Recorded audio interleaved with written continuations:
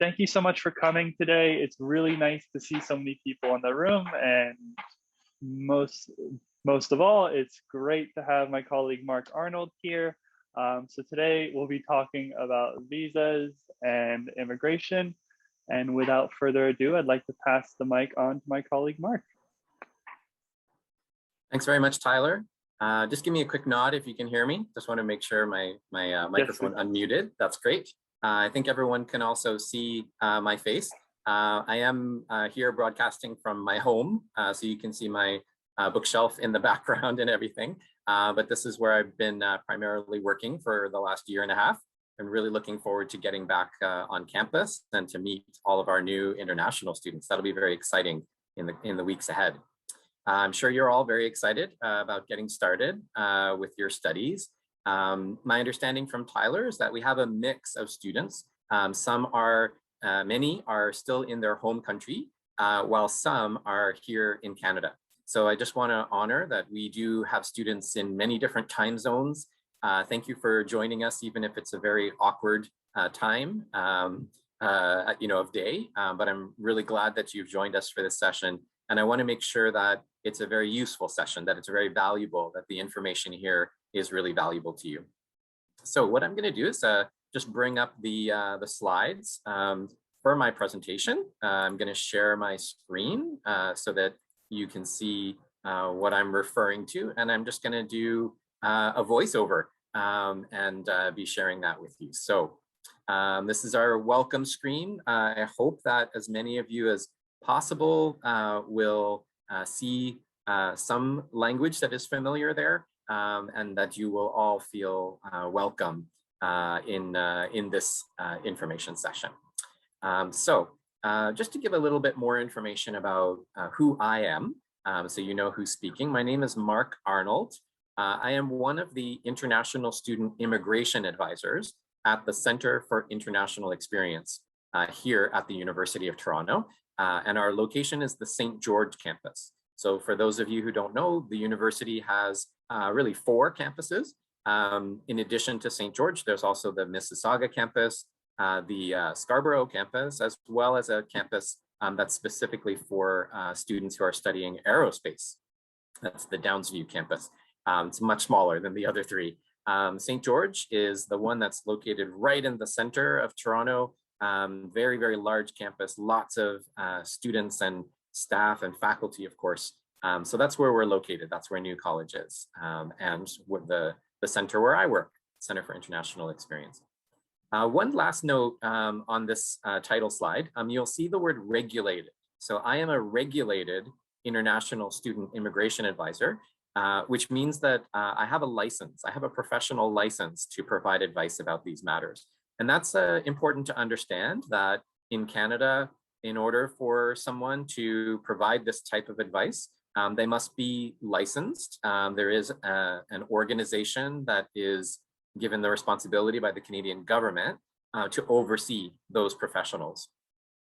Usually they're referred to as immigration consultants, and that is the type of professional license that I have. There are a group of other advisors with that same license at the Center for International Experience. So there are many international students at U of T, and we have a team of immigration advisors at our office. So in a few moments, I'll give you some information about how you can get in touch with that team at CIE. But first, just a quick note about this presentation.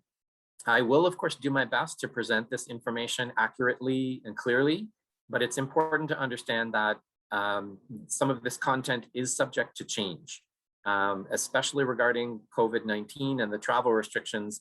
The rules do change and have been changing from time to time, sometimes on a monthly basis, maybe even a little bit more often than that. So it's important to understand, especially if you're watching this as a recorded video, that not all the information here may still be up to date. And so therefore, we always encourage students to check 2 web pages, to always be checking 2 web pages. One of them is the website of Immigration, Refugees and Citizenship Canada. We often refer to that as IRCC, as the acronym, Immigration, Refugees and Citizenship Canada. So their website, you can just type in cic.gc.ca into a web browser, and it'll bring you to the Immigration Canada webpage. Of course, Immigration Canada is the part of the Canadian government that's responsible for providing study permits to international students. And so that's the part of the Canadian government where we want you to be following what the latest rules are about travel restrictions and the COVID pandemic, that sort of thing. I will be going through the current state of those rules, but just be mindful that you should bookmark this webpage and check it as often as you can. The second webpage that we're recommending everybody check out is the Vice Provost Students webpage. That's the University of Toronto Vice Provost Students. And this is their webpage specifically about COVID-19. There's an enormous amount of information there. Lots of questions and answers are provided on that webpage, and I hope that you've had a chance already to review the information that's there. If not, definitely go and check that out. Vice Provost Students COVID-19 page. Okay. So the agenda for this presentation, well, there's a lot to cover. Word of warning, I will probably be talking for the next 45 minutes or so. We'll give you a chance to ask some questions after that. I'm kind of hoping that the content will be complete and there might not be very many questions, but if there are, we'll have some time for a question and answer session at the end after I've finished speaking. Just because of the way that I have things viewed on my computer here, just be aware that I'm not checking the chat. Maybe I could ask Jared and Tyler to just review the chat as we go and interrupt me if you feel like there's something that I do need to answer or respond to. But I'll probably just get through the slides. And if you do have any questions, take some notes and then you can ask during that session after. Okay, so today's session has two parts. The first one, it's really in chronological order, right? Part one is about preparations to enter Canada. And then part two is about after arrival. So, part two, after you have arrived and you've got your study permit, what does that mean? What comes after that? So we'll start off with part one, preparing to enter Canada. Those of you who are still outside Canada, I think will obviously particularly benefit from this. You may have already been through most of this information, but I still believe that this is going to be valuable for you to review, and there may be some elements of this that you haven't encountered before.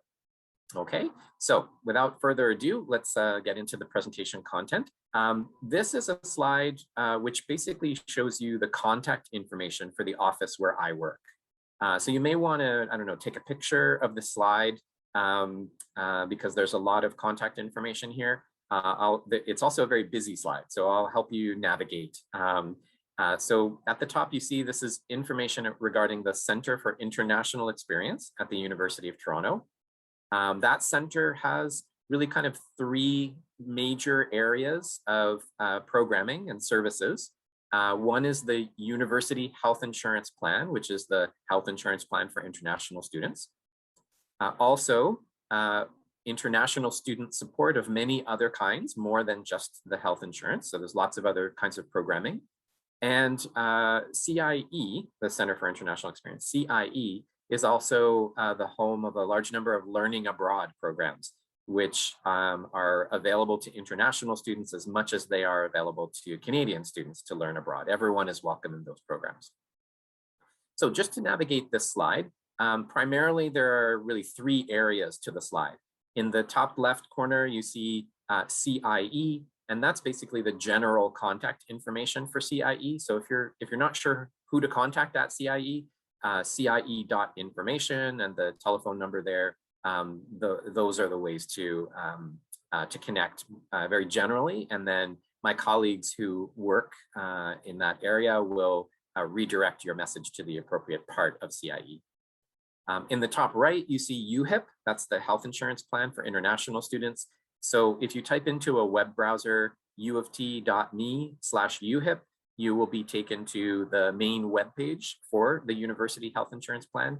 There's all kinds of information for you to learn there at that web page. If you want to contact my colleagues who work in the UHIP office, You see their email address there, uhip.information@utoronto.ca, and their phone number. And then finally, at the bottom half of the screen is contact information for the office where I work. We are the immigration advising team. And you can see there's a couple of web pages that we would love for you to check out. One of them is uft.me/immigration. This will kind of give you an overview of the types of advice that we can provide. And then uft.me/immigration workshops. If you go to the bottom of that page, you'll be able to click and open up a whole other section, which gives you direct links to a series of instructional videos that we've recorded for you all, and also information about the workshops that we will be doing throughout the fall term and into the winter term. Many of those workshops will be online, just like this one, but we're looking forward to also holding some of the workshops in person when it becomes safe to do so. But for now, you'll just be able to register for those workshops online and attend them. They're mostly available through Zoom. And then finally, 3 ways to connect with the immigration advising team. Primarily, students email us, and our email address is isa.cie@utoronto.ca. We also have a telephone number where you can call, and if it's an urgent matter, please do leave a voicemail there indicating the level of urgency, your situation, and your contact information. But in most cases, we're really relying on people to send us an email, and we'll respond as quickly as we can. Another way to connect with us is by appointments, by scheduling an appointment. And that's done through the university's CLNX system. You can navigate through there and find the page for immigration advising at the CIE on the St. George campus. You'll be able to see whether there are any upcoming appointment slots that are available. We usually release those appointment slots throughout the week for the following week. So if you don't see anything, just keep checking, and eventually slots will become available. But of course, we are in high demand, and so it can sometimes be difficult to get an appointment slot. I would say email us as soon as you know what your question is. Okay, so that's information about contacting us. I did mention that we hold workshops throughout the year, especially throughout the fall term. They're already scheduled and ready to go. We just need an audience to listen to them. Primarily what we do is rely on students to view the instructional videos that we have posted on our website, and then attend a question and answer session, which is based around specific topics. And so here you can see the list of the topics that we do provide answers about. And so we're basically relying on students to come with their questions and in a group format, ask the questions, and we'll provide the answers, assuming that everyone has learned the basics by watching the videos. So the topics that we provide advice around include anything about study permits, also about working in Canada if you are an international student. We provide information about co-op work permits for those of you who are in a co-op program where work experience is required in order to complete the program.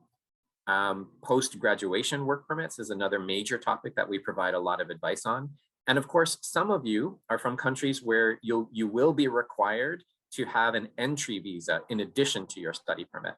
That's also called a temporary resident visa. This is in addition to your study permit. And so that's another type of document that you'll need from Immigration Canada as a student. And so we provide advice about that. And then finally, we do usually invite staff from Immigration Canada to do a presentation once a term for our international students who are interested in Canadian permanent residency. So you'll see information sessions about that, although please keep in mind that our advisors do not provide advice about permanent residency directly to students. So this is only available in that format of a presentation where we're hosting colleagues from Immigration Canada. Okay, so let's get started with just some of the kinds of things that you might be thinking about in terms of preparing to come to Canada in the fall.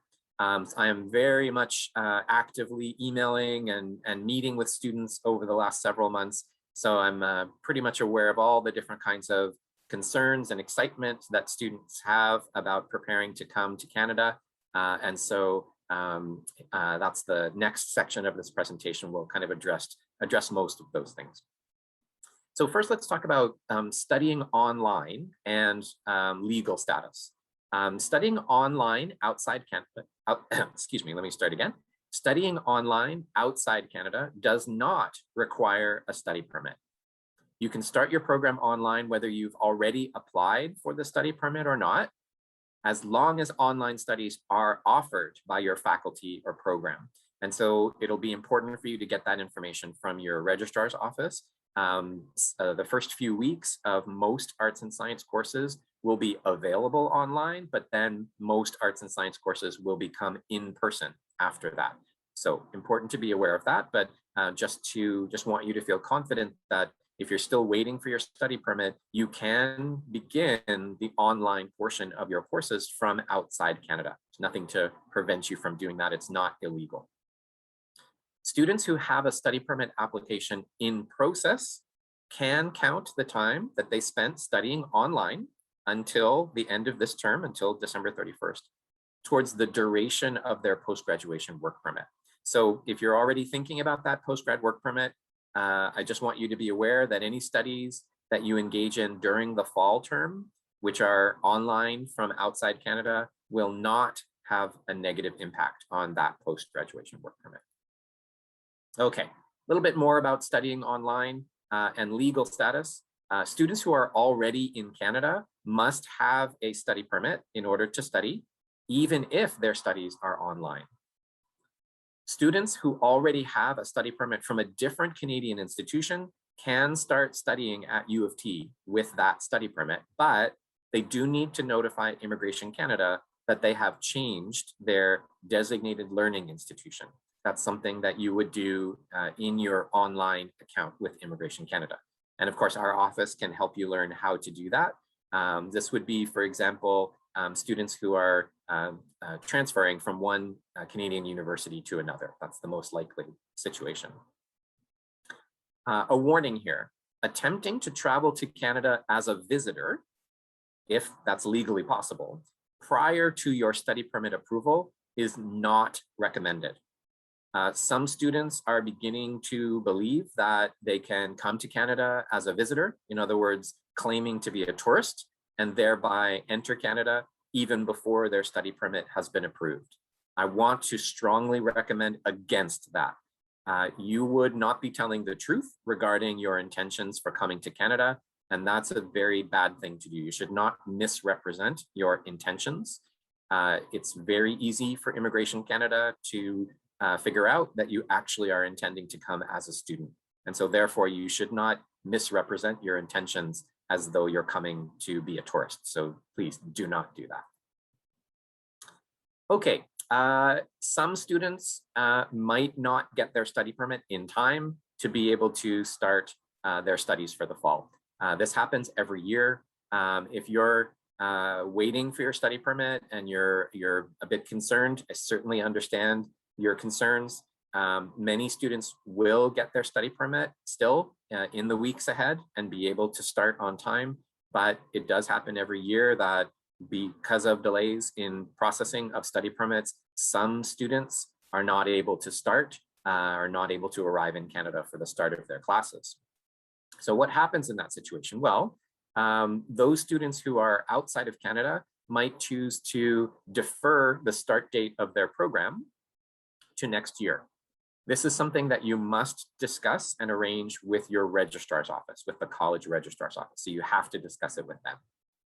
If that is what you're going to do, then if you defer the start date of your program to next year, 2022, you will be able to use the same study permit approval letter to enter Canada shortly before your new start date.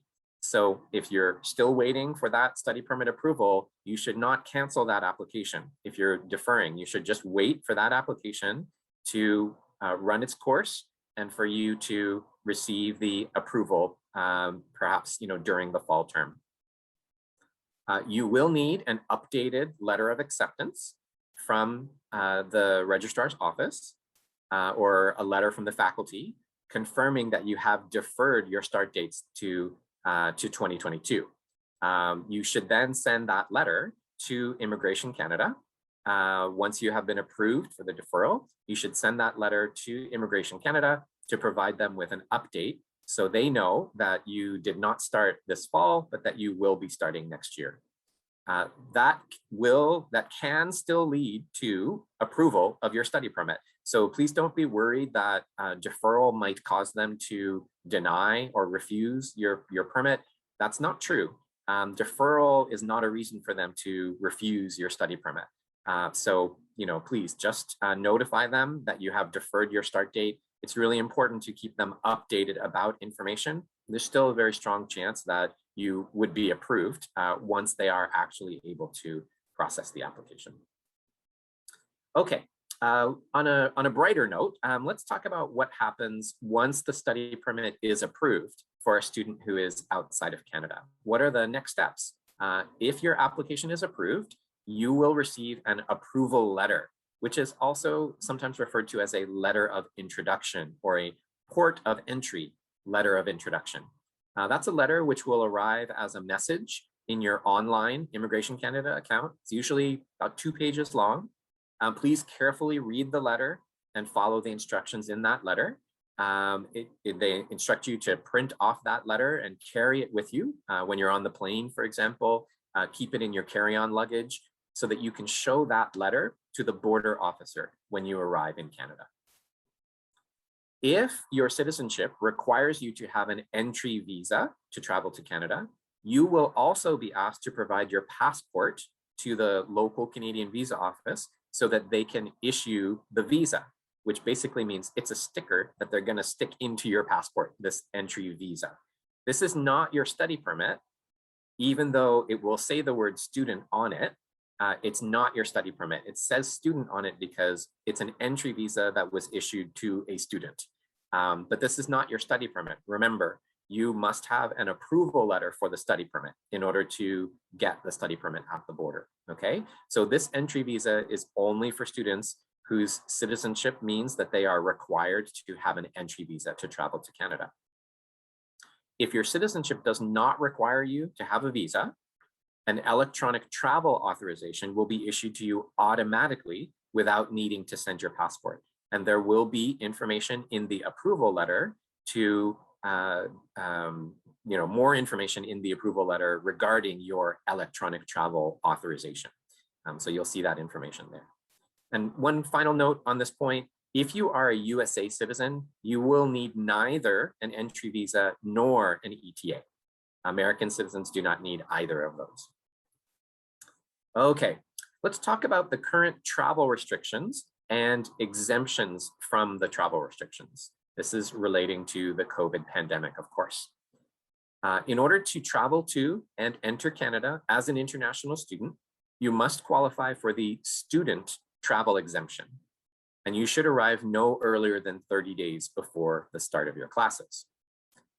To show evidence that you qualify for the student travel exemption, you need to show proof that you have a valid study permit or approval letter for a study permit. You need to show evidence that you are studying at or that you've been admitted to U of T. So that means you need either your U of T admission letter or a recent letter which confirms that you are a registered U of T student. And you can get that from ACORN, or you could get that from your registrar's office. But if you are coming for the first time to begin your studies, then your admission letter is good enough for that. You must also have a quarantine plan, even if you are expecting to be exempt from the quarantine because of your vaccination status. That exemption is only granted at the border, and therefore, everyone who is anticipating to be exempt must still have a quarantine plan ready to go and communicated to Immigration Canada before they travel. You must show that you have access to enough funds, enough money to support yourself while in Canada. This includes tuition and living expenses for the first year. You must show either bank account statements or perhaps evidence that you've already paid the tuition for first year. Those are some ways that you can show this evidence. If necessary, you must show valid results of an immigration medical exam. And that's for students who are in situations where they are required to provide an immigration medical exam. If you are in that situation, you would know this already. And then finally, if applicable, if you are vaccinated according to the Health Canada determinations, then you would need to show proof of your you would need to show proof of your vaccination status, and your vaccination status would be assessed according to the Health Canada criteria. Again, that's something that is done by the border officer, and they will decide whether you are exempt from the quarantine as a result of the information that you provide about your vaccination status. If you are not vaccinated, you can still travel to Canada. I want to be very clear about that. In preparation for travel, you will also require you to complete these additional steps. The Canadian government does require pre-entry COVID testing. All travelers must be tested within 72 hours prior to their direct flight to Canada. So there's information on the Immigration Canada website about that, what type of testing is valid for that. All travelers are required to use the ArriveCan system to provide information about their travel. This is available through an app for cell phones, for iPhones and Google type phones. But also this information can be transmitted through the ArriveCan webpage. So there is a webpage if you're not comfortable using the app. The type of information that you would be transmitting through the ArriveCan system is your contact information. So, your cell phone number, your email address, that sort of thing. But also the location where you'll be coming to live in Canada. They'll ask, what is the purpose of your travel? Of course, that's going to be as a student. And they'll ask for the details of your travel. What are your flight arrangements? What are the dates that you'll be arriving? That sort of thing. And they will also be asking for details about your quarantine plan. Again, everyone must have some type of quarantine plan, which is acceptable to the Canadian government. Ideally, everyone will be participating in the U of T quarantine program, whether that's the backup plan for people who are expecting to be exempted based on their vaccination status, or the full quarantine program, or the at-home quarantine program, which is where you arrange your own accommodation for the 2 weeks, but you are still participating with the university in the quarantine. There's a lot more information about quarantine at the Vice Provost students webpage about COVID-19. There's quite a lot more information, and so I encourage you to go and check that out. Quarantine is required for everyone except for those who are fully vaccinated with a Health Canada approved vaccine. As I mentioned, the University of Toronto's quarantine support includes an at-home option for those who have their own accommodation in Toronto, and yet who will be needing support from the university. The at-home version does not include food. You have to provide your own food, but the full quarantine option does include accommodation and food provided by the university. So, please go to the Vice Provost students webpage and learn more about the quarantine if you don't already know about that. We are expecting that all students really should register for the university's quarantine support. Even fully vaccinated students should register for the quarantine backup plan, and you'll be provided with information so that you can upload that into the ArriveCan app. I've been mentioning this Vice Provost students webpage, so just one more encouragement for you to go to that page. As you can see, there's a separate page specifically about quarantine, the quarantine guide webpage, so please check that out. Okay, ideally what I've done is now brought you all up to the moment where you arrive in Canada. You show your approval letter to the border officer, and they direct you to another desk where your study permit will be issued to you. And so that's a really exciting moment. That's a really important moment in your journey.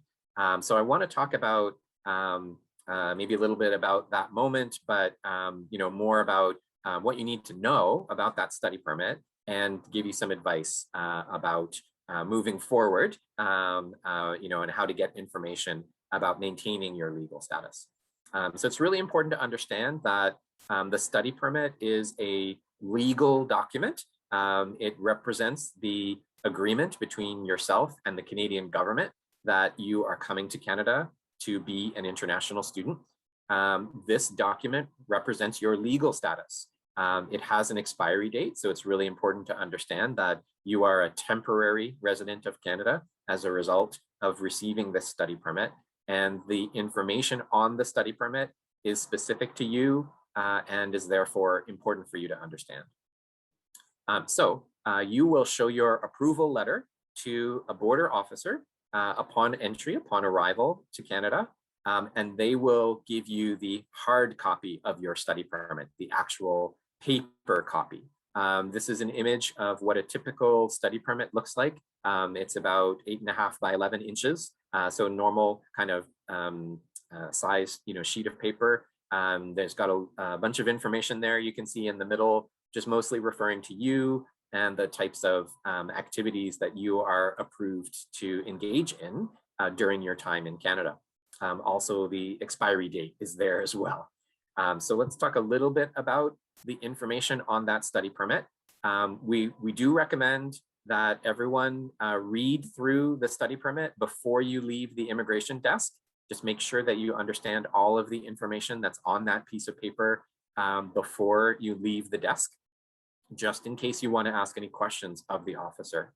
I know many of you will be jet lagged and tired, exhausted maybe, but it's really important to take that opportunity to check and make sure that there's no surprises and you know, on that document, that you understand everything.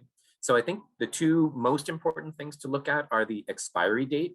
The permit should be long enough for you to complete your program, but it might not be. It might be shorter if your passport expires before that date, for example, or if the immigration officer states that there is another reason that they have indicated an earlier expiry date before the completion of your program. So that does sometimes happen, but what we hope is that in most cases, students will get a study permit that's valid for the full duration of their program.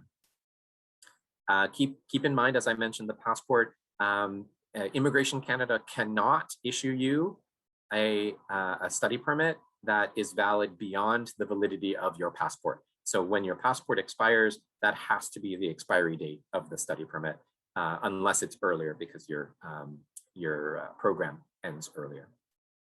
The second point on this slide is about conditions. And this is often in a section called remarks typed there, printed right onto your study permit. Your permit should include a condition allowing on or off campus work if you meet the eligibility requirements. So there should be a note there. This person may accept employment on or off campus according to the eligibility requirements. You need to have that condition on your study permit printed on there in order for you to be able to get a social insurance number. That's very important. And so that condition, even though it's a study permit, that condition is actually giving information about your authorization to work in Canada. In order to work in Canada, you need to have authorization to work, which is that comment on the study permit.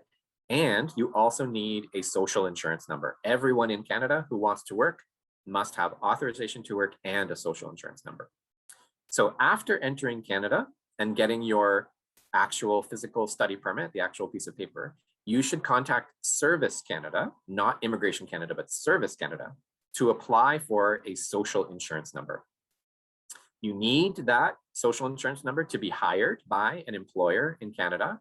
And you also need it to file your tax return, which is something that everyone must do if they are earning money in Canada.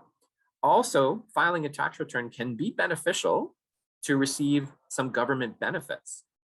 Even international students can get those government benefits, and you don't necessarily have to be working in order to get those benefits. So we will provide information. The Center for International Experience will provide information about tax returns and tax information for international students. So rest assured. To get a social insurance number, again, you have to apply to Service Canada. You will have to provide your passport, some other forms of identification. And of course, they need to see your study permit and they need to see that permission, that you have permission to work in Canada, that's printed on your study permit.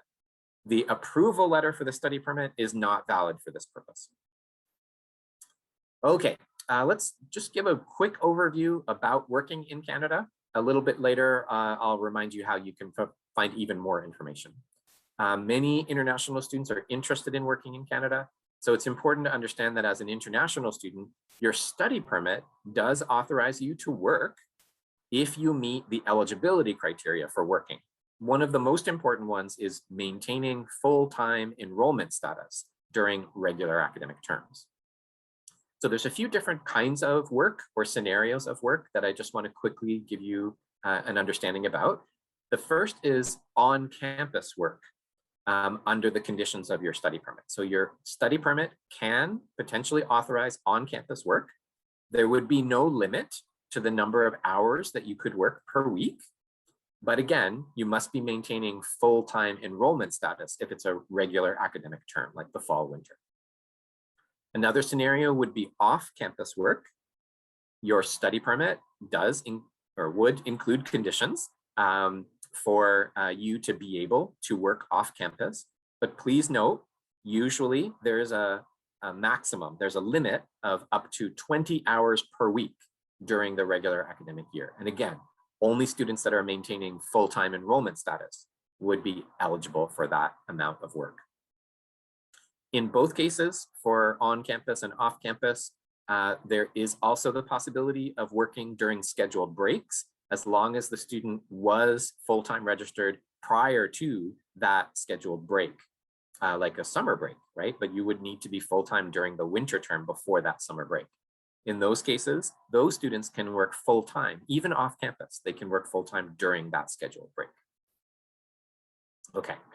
As an international student or the spouse or partner of an international student, you will be able to get authorization to work if you meet the eligibility criteria. So there's a few other types of situations where international students or their spouses might work. One of them is if the international student is in an academic program which requires them to complete a work experience, like an internship, a placement, or a co-op. That is not permitted through this study permit, but it is permitted through a special kind of work permit called a co-op work permit, which you can apply for. It's free, but you do have to show evidence from the university that you're in an academic program that does require the work experience of all students in order to graduate.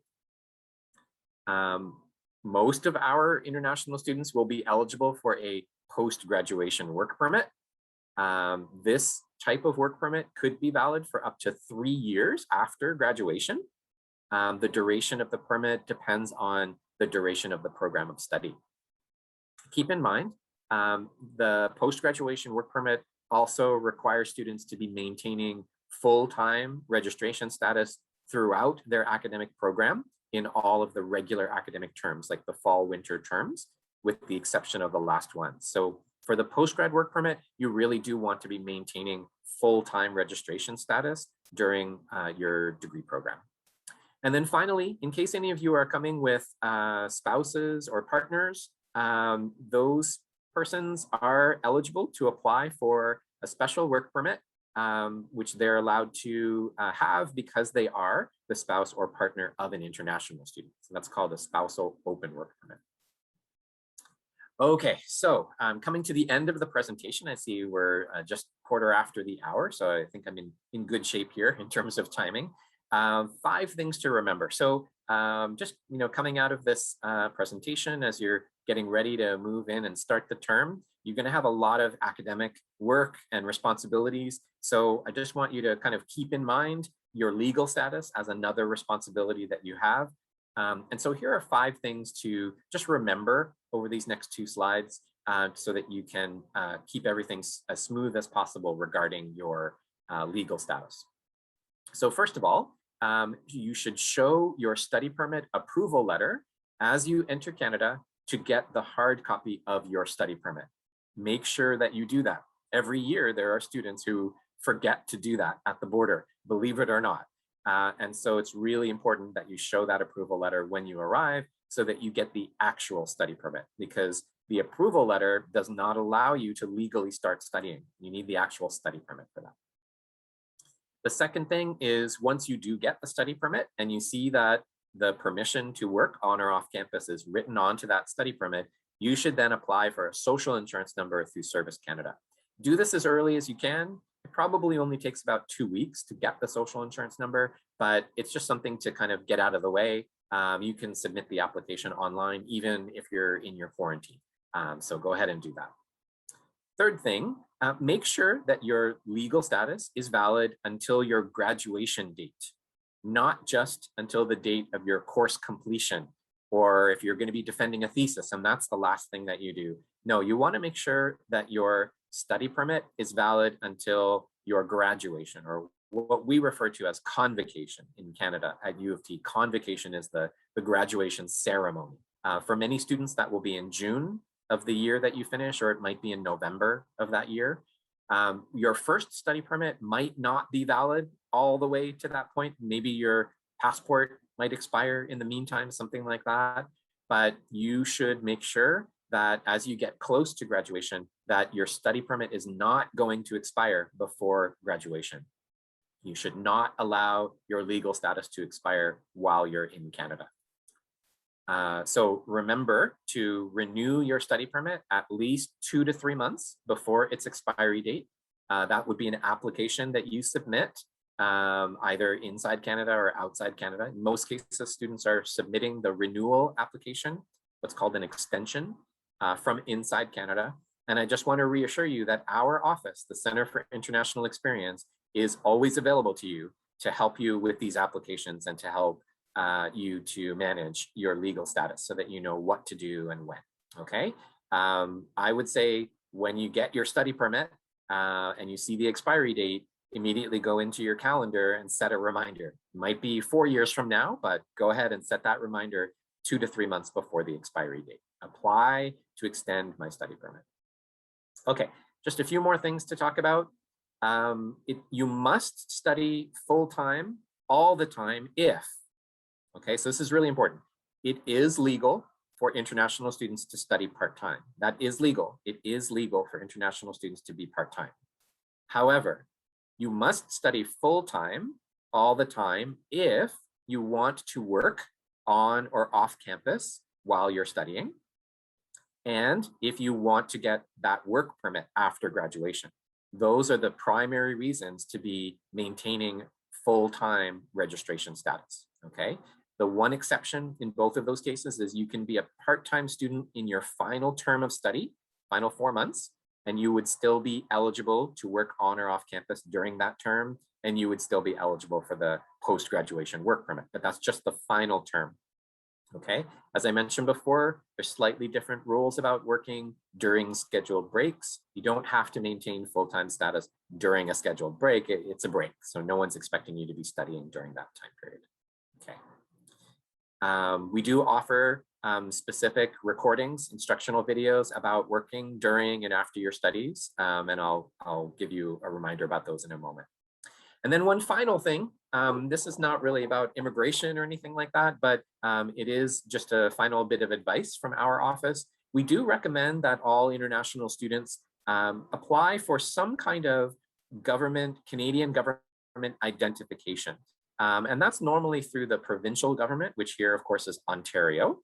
So there's an office called Service Ontario. You can go to their website and learn how to apply for an Ontario government identification card, or alternatively, an Ontario driver's license from Service Ontario. And that way you will have this card. It is available to temporary residents like students. So those, those types of government ID are available. And you can then use that as your identification when you're traveling around instead of your passport, so that you don't have to carry your passport around with you everywhere that you go. Instead, you'll have a valid piece of Canadian government ID, in this case from the Ontario government. And so do investigate applying for that after you've got your study permit and you've settled into where you're going to be living here in Ontario, in Toronto. Okay, so one final reminder as I say thank you for your attention. Just wanted to remind you about our immigration advising webpage. If you type uoft.me/immigration into your web browser, it'll take you to the webpage about our service. There's a list of recordings, instructional videos that are available at uoft.me/immigration workshops. So please do go and investigate those. You'll also see the list of question and answer sessions, and you can register for one of those sessions in the upcoming weeks and months. So those sessions are available now for you to register for. You can find more information on the CIE events calendar in CLNX. And you see that webpage there, CLNX. There will be an events calendar for us. And finally, if you do have any questions that you want to ask one of our advisors, you can schedule an appointment with us, again, through CLNX, or send us an email, isa.cie. And of course, we do have a phone number. If it's an urgent matter, leave us a message at that phone number and we'll do our best to get back to you as quick as we can.